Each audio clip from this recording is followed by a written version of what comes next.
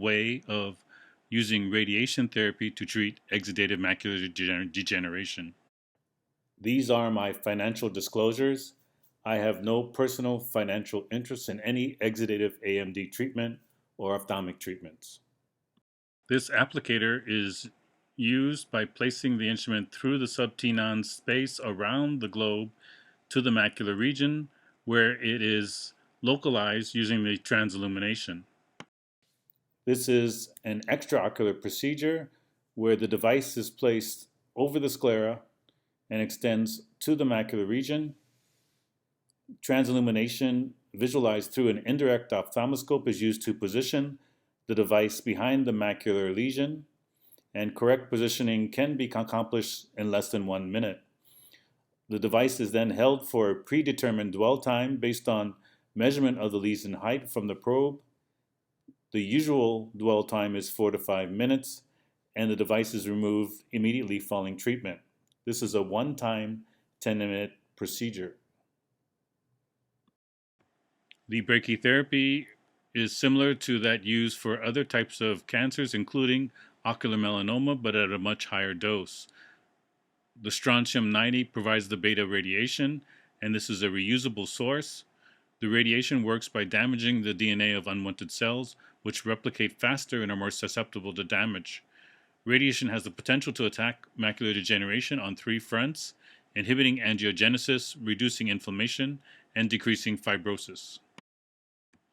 This schematic shows the placement of the probe behind the macular region and the radiation being delivered from the episclera to the retina, where the dose rate falls off very quickly with distance. The initial pilot study involved both treatment naive and previously treated patients with anti-VEGF injections. The main endpoint was safety and feasibility. These are 2 patients from the initial pilot study, both being treatment naive. Both received 24-gray brachytherapy with 2 protocol anti-VEGF injections. Both patients only required these 2 injections and did not receive any further anti-VEGF injections over 2 years, with persistent quiescence of the leakage. The current study presented today involves the use of brachytherapy for eyes with macular degeneration and the polypoidal choroidal vasculopathy subtype. These patients demonstrated anti-VEGF resistance, which is much higher in the polypoidal subtype, and the treatments were continued with anti-VEGF injections following the brachytherapy on a treat and extend model.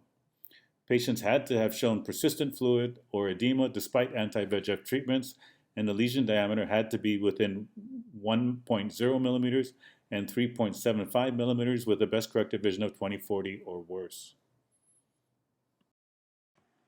The 1-year results were promising, showing resolving subretinal fluid, resolving polypoidal lesions, regressing lesion size, and stable vision, and there was no evidence of radiation toxicity, with many patients almost being followed for up to 2 years. Visual acuity was stable in all patients except for 1 patient who suffered an unrelated SAE that involved postoperative bleeding and hemorrhagic shock. This patient is a 74-year-old Asian female with the polypoidal choroidal vasculopathy subtype of exudative macular degeneration. She had extensive anti-VEGF injections with 81 prior injections and 10 in the previous 12 months, and still had persistent subretinal fluid. Visual acuity was stable at 1 year, and there was no subretinal fluid 24 weeks following the radiation treatment, and this was maintained at 1 year.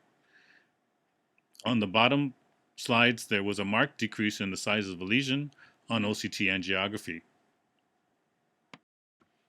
At 1 year on fluorescein angiography, there was a significant reduction in the area of leakage. On 1 year on the ICG angiogram, there was a significant reduction in the lesion size of the vascular complex, as well as a significant decrease in the number of perfused polypoidal lesions. Clinical trial is ongoing at 2 sites in the United States, in Hawaii and Chicago. A global randomized controlled clinical trial for PCV is also planned in Asia and the USA. Thank you very much.